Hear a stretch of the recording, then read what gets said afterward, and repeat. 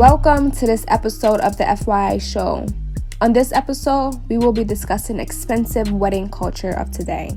So the first question I have here is the cost of weddings in Ghana a concern for us? So that's the question on board. Let's roll. I think in recent times it is. Yeah, there's a growing culture for people to show their powers in their weddings. It's almost like it's a competition now. So you want to outdo your friends. People actually go to people's weddings just to see how she dressed, how the wedding was. So I think it's messed up dressing. I think it's of concern. Yeah. I think it's me. You know, we are all not the same. Everybody and what they can afford. But if you have to save solely for your wedding for 3 years and use that money just to get married, and then now you're going to start savings from scratch again, then well, it's up to you. I just feel like yes, it's definitely a concern. It's definitely a concern because the quotes that we hear of weddings are people's complete salary for 2 years and 3 years. Even if it were to be cheaper, I would definitely be a concern. I mean, asking exactly. why our weddings so cheap. So definitely the cost is a concern as to whether it's cheap or it's expensive. And in this regard, I think it's most of the time averagely expensive. So it's definitely a concern. Well, if you actually talk to people around, especially the men, you ask them why they are not married at some point, most of them will just tell you that they don't have money. Or because, not even for the marriage, you realize that it's very myopic. People don't concern themselves with the marriage. It's now all about the ceremony. And if you ask them, it's not even about the marriage because it's just two people. I mean, fending for two people is not so much of a problem in the beginning. They'll tell you that this counts me wario. So the next question is, what is the purpose of expensive wedding? Is it even necessary? I think to me right now, I think people just want to trend. Because if it gets the expensive photographer, it's going to give you these harsh shots and Bella Ninja trend. Finally, it's a week and 2 a month. You feel okay. And wedding is in the minds of people. Everyone is talking about Debbie and whoever. So people just want to trend. That's really true. I actually heard that people pay photographers to hide their wedding. Oh, yeah. So that I never knew that. People do that. Hey. I'm scared. I was so shocked. And and the funny thing is, I mean, someone will always outdo you. Someone will always outdo you. So imagine spending so much on your wedding, only for you to trend for a week and then someone else will come. Especially if you don't have the name, definitely. Because in our culture, names really matter. Okay. So for instance, he married into this family. That one alone is a trend. Yeah. So if you don't have the name, then it means you will have to do with the decor, the ring, the wedding gown, and all that. And all of them, in economics, definitely once it has to look good on you, it will definitely come with a lot of cost. Of cost as well. It definitely come with a lot of And I think social media too is playing quite a major role with all of this, yeah. Yes, wedding expenses and all that because you always see something new. I mean, some people have planned their weddings as at 18, 19. And then when they get to 24, because of the things they see. on social media and everything, everyone wants to outdo someone and think about something that's out of this world. But it's just the ceremony, you understand? I think one thing that we all would have to consider, even with our normal lives, is that life is not lived on social media. That is the first thing, even with our normal lives. Some people, when they are even going to bath, they want to show their towel. or their towel, they want to show everything they do, they want to show it. Such a person, when you grow up and you want to get married, it's highly possible that you would want to trend. About it being expensive, I think it's about your means because there are people who have money and are looking for means to actually spend it, And then it's about planning your wedding. If you've planned it and you have, the budget's 100,000 and you have that money there, you've sorted the other important things out, you sorted your house out, you sorted all the things you feel are important to you, maybe a kid's fund and everything. For some people who earn some very huge figures a month. 100,000 is nothing for them. Exactly. Yeah, so it's just and just it's something they put in there. If Kenzie did something, I shouldn't. It's not a new standard. It's his standard. It's for him. It's not my standard. Get it? People. What about the people who have these really nice, small weddings and everything? But how does that not become the standard now? So basically, that what you have planned for, just make sure you've planned, and that you're not going to break the bank and afterwards, because if you have a lavish wedding after you come and ask me for bro, you get 1,000 Ghana. Hey, the likelihood of me giving it to you like I get don't do a big wedding and come and look for handouts from other people. We're just watching a video of a backyard wedding. I mean, they just decorate their backyard with some lights and everything, and then they are done. And then they just do their weddings. But in Ghana, you use a year to plan your wedding, all because of costs. But I think that sometimes too, because I'm in Ghana here, it's what you show me on the video that I see. There are white people having those small weddings, and there are white people having the grand weddings as well. Yeah, but most of them we see the smaller ones and everything. And some of the celebs have really like huge weddings, very costly weddings, and they can afford it. So it's and some of them make money from their huge weddings. Yeah. Some of them make money from their huge weddings. It's business because maybe she has a deal with Chanel that she'll take some Instagram videos of herself wearing some Chanel dress, and then they give her a discount on it because people, the moment maybe Beyonce wears something, everybody will go and buy some. You get it? But you will not make a dime from any of this. What business do you have? So what are the major cost factors in weddings? What are the major cost factors in weddings in Ghana? Decor. Is that can we say that's the highest? Oh, I can say that's the highest because decor. If you want a very nice decor, very classy, you should be willing to pay about 60,000. Wow. Yes. A car. 60,000. And this was last year's prices. Wow. Yes. Okay, but what about the venue itself? What about the venue itself? It depends. Some people charge differently outdoors. Some people charge differently indoors. So with this 50,000, it includes the venue and the decor. Okay. But if you want it outdoors, sometimes you pay 5,000 for outdoors, 7,000 for out, depending. If they're going to have a different price, Abena will have a different price. I take offense. I mean, if you want to do it in a church, I think you spend way lesser than it is. But the major cost for wedding is some churches, like people still want to decorate the churches in certain ways. You have to decorate. If the Women's Fellowship banner is hanging there. Just take it off. So you don't even have any art report that you walk in. Oh yes, you can just have that kind of thing they put in the middle there, the walkway. That's it. You're good to go. Okay. If you have a beautiful church. Sorry, on that score, I've also been thinking is it time that, for instance, churches will put in some standards. Yeah.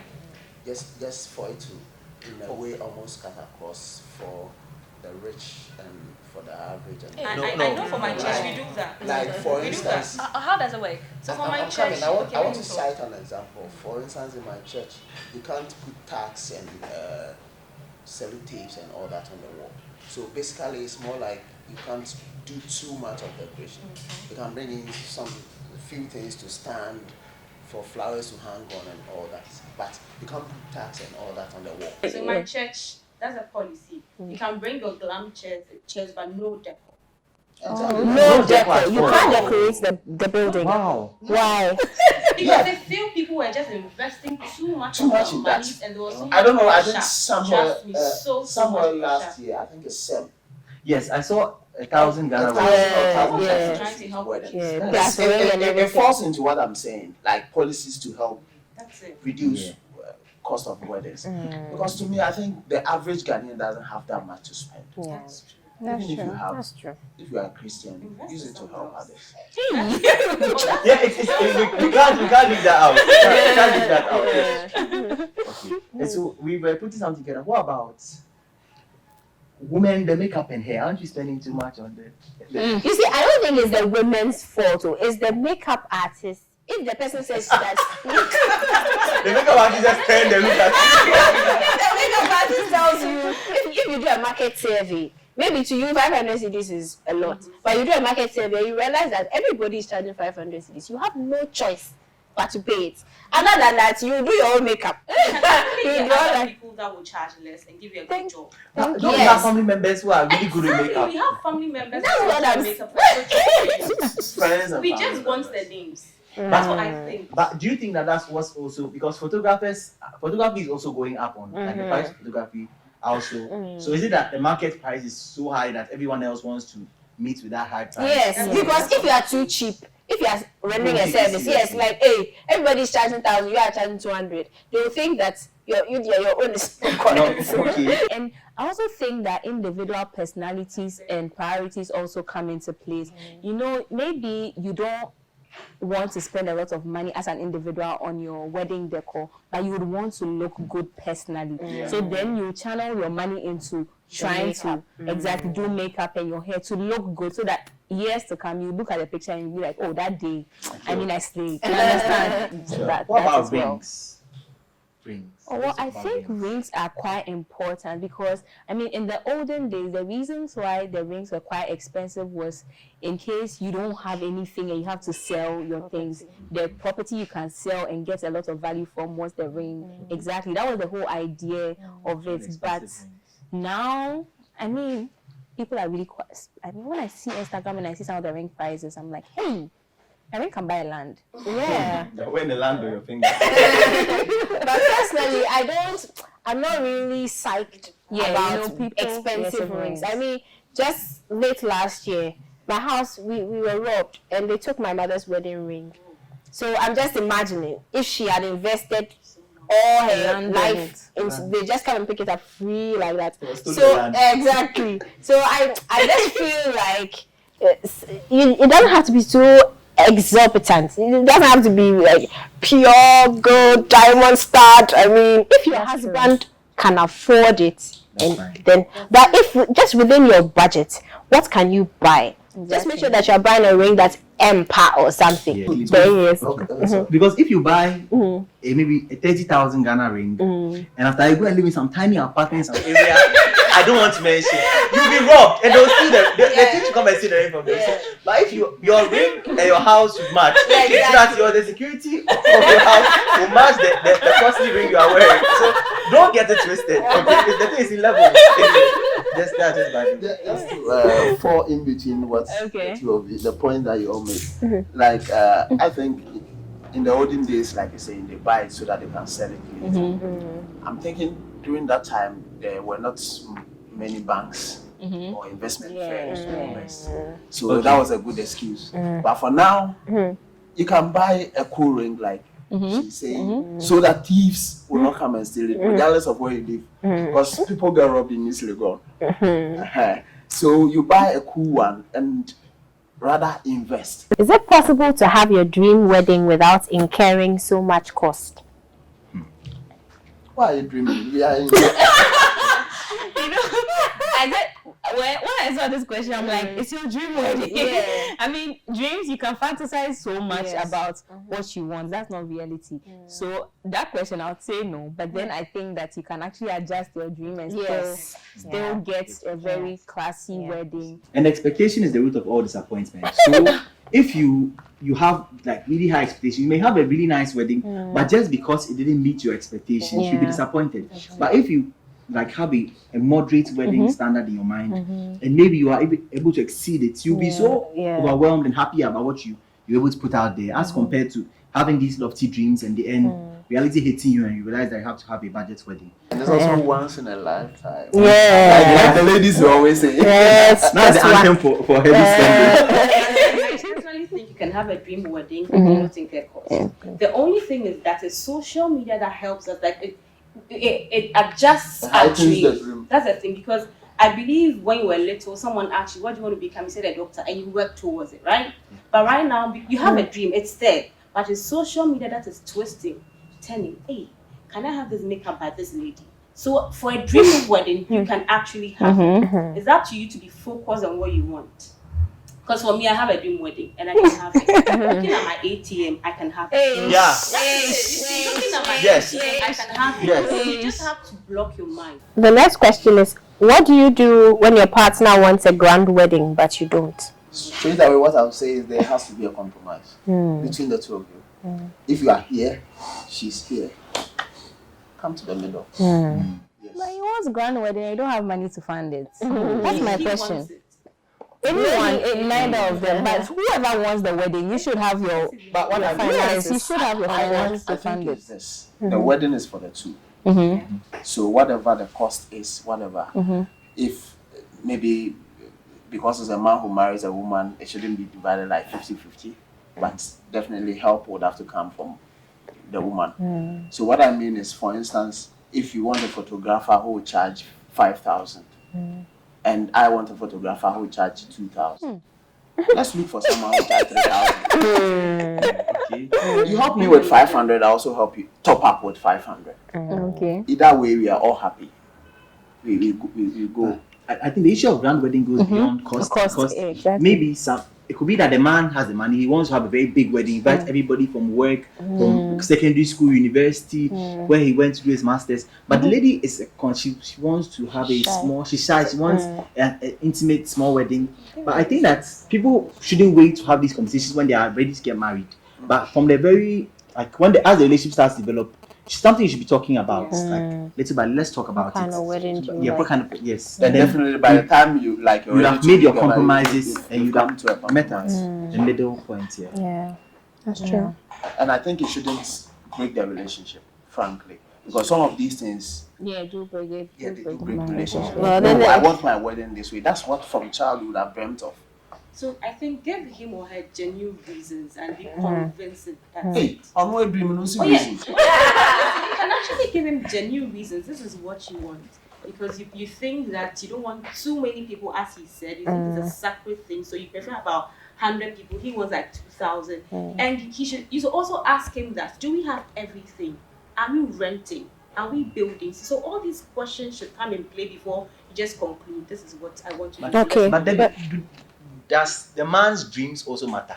It does matter. should matter. Who's the wedding for? That's the question. It's for both ends. Who's the wedding In for? Ghana, it's In all Ghana, Africa. we It's not just Africa, it's worldwide. Because everybody Woman is believes very that a international. woman is married. Oh yes! Like I look at things in broader picture and you realize that the woman, whichever part of the world, the woman is the one who determines most of what happens during the wedding. But ideally, what we should start to consider is the man's opinion. But I'm thinking about a situation where, let's say, the man has the money, he's rich. Let's say you're marrying Ken, right? You're marrying a Ken, but he's telling you that pesa over like grand wedding, but he can afford it, and he's telling you no, let's do it small. But my dream is for it to be big, and you have the money.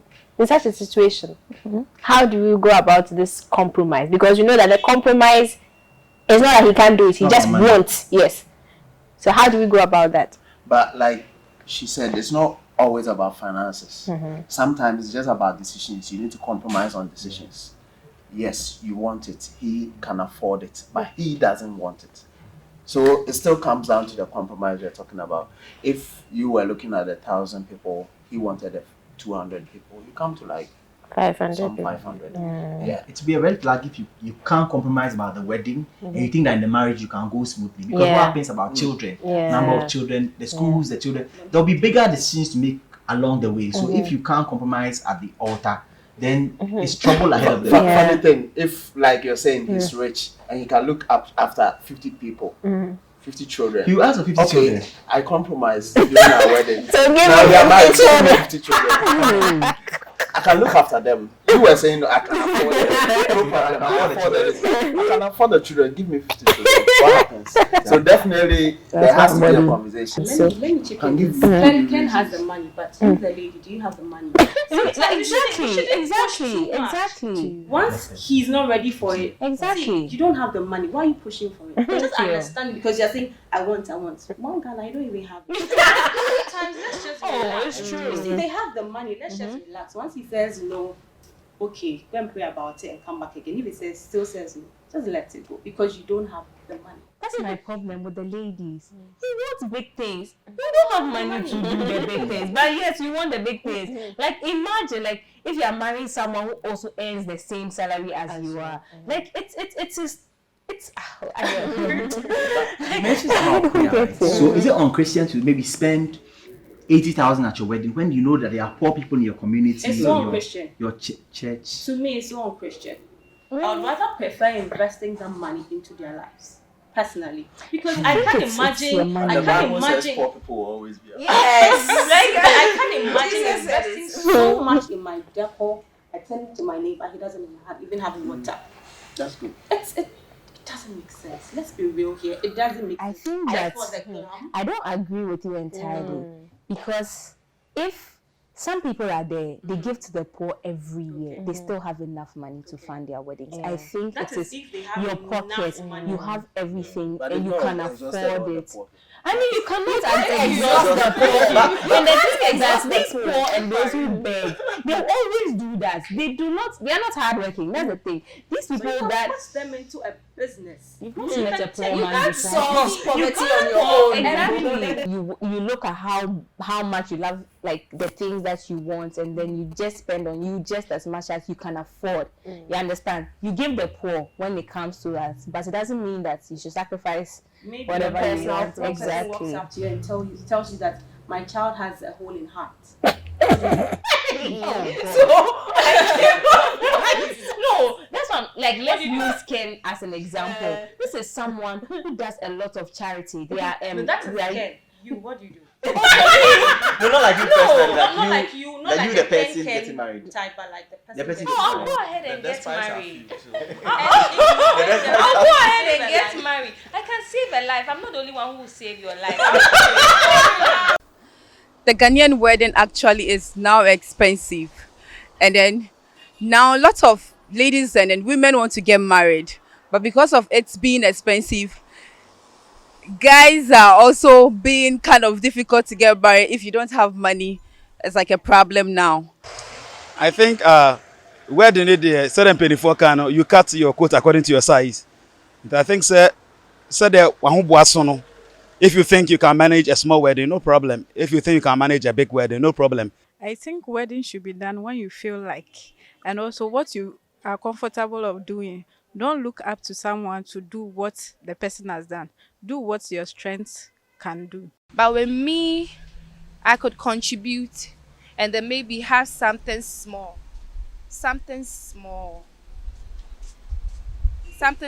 but classy, because you can even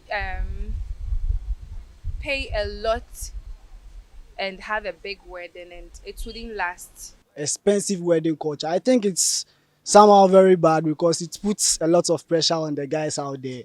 And I don't think it's really necessary. If you are in love with the guy, you should really go in for any wedding that will make you guys comfortable and stop trying to please other people. Yeah.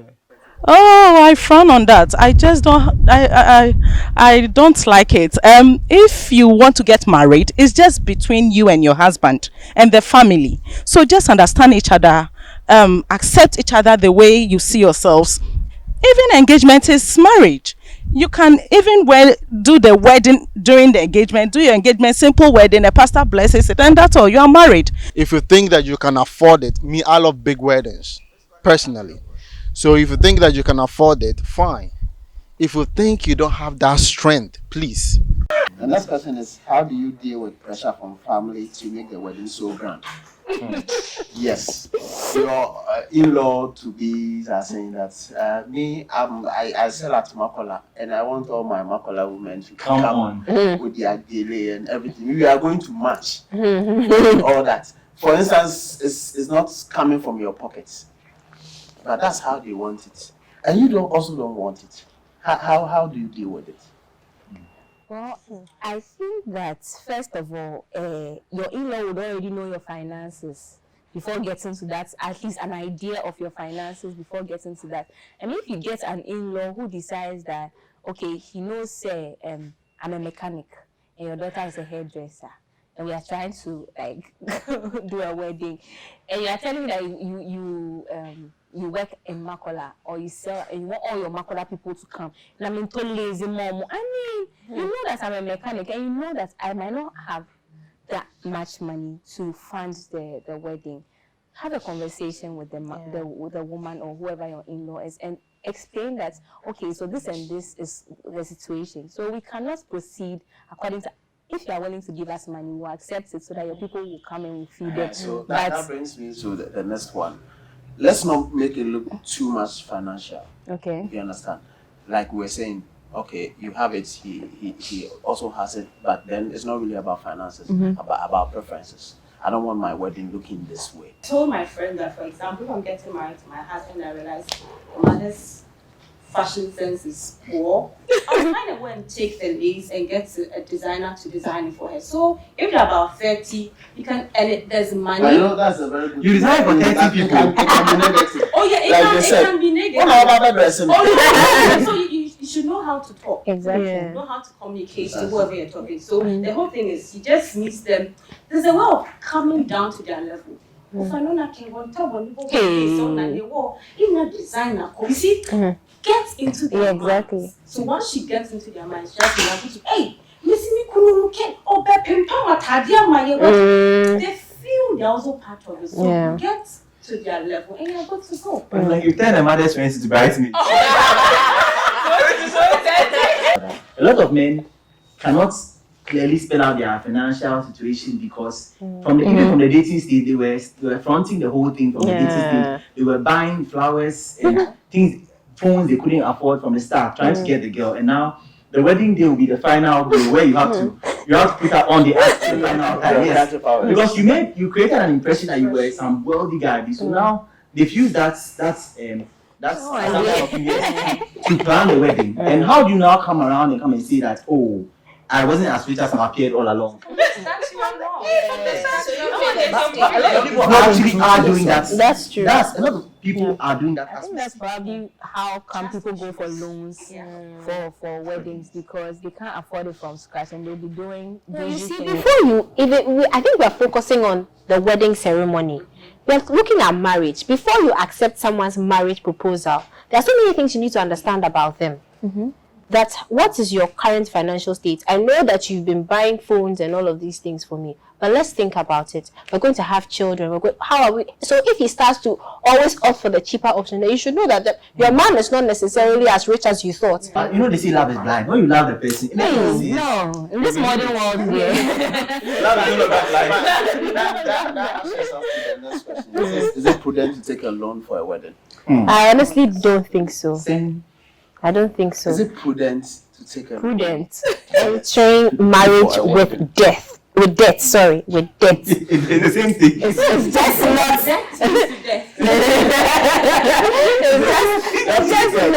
just not advisable to me. I mean, no, because like Kwei said, the marriage ceremony is just one stage. There's so much coming ahead of you. There's so much you have to plan for your children, where you stay, everything. The ceremony is just one day. So you need to put that in perspective. Look at your current state. I also think it's quite dependent on the situation. Because, for instance, why do people take loans to buy cars? You understand? One advantage that gives you is the payment that is plan. You understand? If per the work that you're doing, you've met this person and you think after a year the person is excellent, you're okay with yourselves, but then you don't have the finances as of that time to be able to lock it down. Not to say like a Kenzie kind of wedding, a very cool wedding, but then you don't have the finances. Maybe you are working. If you go for a loan and at the end of the month they are taking like 1,000, 500 out of how much you earn, you are okay with that. I think it's not so bad if you think of going for a loan to do the wedding. Then that would be smart. That brings another thing to my mind, that if you are taking a loan for the wedding, that means that you'll be taking a loan also for your rent, you'll be taking a loan also for your car. How many deductions from your salary are you going to have? How much is your salary? Yes. You see, one thing is this: the example that or the analogy that I want us to settle on is it's not like every day, even what you eat will be taken out of your as loan from your money. You know, some of the expenditure is like every day. Some of them are once. For instance, you look at the budget for the wedding, it's like 30,000. And then, okay, where you stay, it's like 15,000, 10,000. That means like 40 or 45. You want to go for a loan to sort that. When that is taken out of your salary, doesn't mean you can't survive. That's the reason why I said that, okay, how much you are earning, if like 1,000 or 1,500 is taken out of your, or maybe you just got a job. It's a good job. You just got it. But then you don't have money saved at that point for a wedding. In that case, it's that's planning. I just want to paint a picture for us. It's not always see wrong. that it's not always able to take a loan. Yes, it depends. Because if you can take a loan for a car and the next day, excuse me, God forbid, you crash it, you've lost money. Why can't you take that to settle down with someone that you love? I think the loan, it comes, it does, you know, the loan that you gave, the example you gave, it's okay. But some people actually go for bank loans specifically for funding huge weddings. And that is where the problem is. So I feel like the emphasis should be on the life after the day. The day really matters. It's super important. But look at the cost-benefit analysis that, this money I'm spending, what can it do for our life after this day? What about the traditional versus white wedding? Which one, like, some people put more emphasis on the traditional, some people put more emphasis on the white, some people say I'll spend more here and less here, or more here and less at the other side. What about that? You know, I was talking about like policies to be able to curb all these overflows. Is it not possible to have like a traditional wedding with a man of God in there? Bless it, wear your rings, and you are married. Yeah, I think people are doing that these days. Yeah. But then I've heard of churches who do not allow that. Oh, I see. Like you have to come to the church, and I don't think that should be. Maybe we should look into the Bible and really understand it, because I don't think the queen's son or daughter will come and do a kente traditional wedding. It is their culture. That's their culture, exactly. And for us, our culture is this. I sometimes even wonder where it came from. Yes, we are Christians, but it doesn't mean that we can't be Christians in our homes. An example to show how critical this is that when we were in, I think, second or third year in university, went for a village outreach in a village in Ashanti region, and then because they had been pre-exposed to Christianity, most of the women were not going to church. And we asked, they said that they are not going to church because they are living with men they've not married, and then they know it's a sin, and because it's a sin, they can't go to church. And so for years they were not going to church. Wow. Doesn't have children with these men, so we asked them, and the men too said they were Christians, they believe in God and everything, but they also don't go to church. And they said, why are they not getting married then? It's not like they have two wives or anything. But they said they don't have the money for the wedding. They can't pay for a wedding ceremony. And so because of this money factor, they live together, they pay their bills, but because they can't afford the show of the wedding, they were not going to church. Yes, meanwhile, they want to go to church. Wow. And so it was one side with the families. So we spoke to the families, and then after speaking to the family, we had a mass wedding ceremony. And just bring a white dress. Every woman wear a white dress, man, shirt and trousers, if you have a coat, throw it on. And then they got married. And then it's a simple thing. Why do we have to? Because there are people who can, like Ella was saying, they have an apartment, they can live together. And probably they have been renting separately. If they live together, it's less cost. Yeah. But they can't live together now because they are not married. Probably they're having even sexual relations on the side. Once they fall here, they fall, they're active. Meanwhile, but they could have just gotten. People have dated for 12 years, and because of this money thing, they are living the marriage life without the legitimacy, just because they can't afford that super expensive wedding. And that's why I feel the church should come in. This is what our resource persons have to say. To cut your clothes according to your clothes. Are you the first saying if you have a ton of money, you can go ahead and just, because you have money? Well, the Bible talks about, things being done in decency and, so why are you having an expensive, like an extravagant wedding? Is it to garner attention for yourself? Is it to to show off to the world. If you're using those motives, then from a biblical standpoint, then definitely not, because the Bible talks about us being modest, being not, how do I say, boastful, not being boastful. Yeah, Exactly. like, so people go and take like you go for a loan just so you can do X and X, and you can engage this vendor just to show off. It's not wise, it's not wise. So yes, you can. I mean, there are certain situations where maybe you want to do something small, but maybe you are hard pressed for cash. It's just to, if of course your motive is not to show off or do something bougie, I think with our wedding, I remember I took a loan because I had a plan for one dress and didn't go well, and I had already the money I loaned you. I had already used up my money for like the dress, so and it was almost time for the wedding, so I had to like quickly get some cash to try and like solve the whole thing. So I think, like you said, you can, depends on what you're using it for. If you're using it just to go above what you can afford, just for like show, then it's not wise. Hi, my name is Andy. Hi, I'm Vera. I'm delicious. So like, share, comment, subscribe.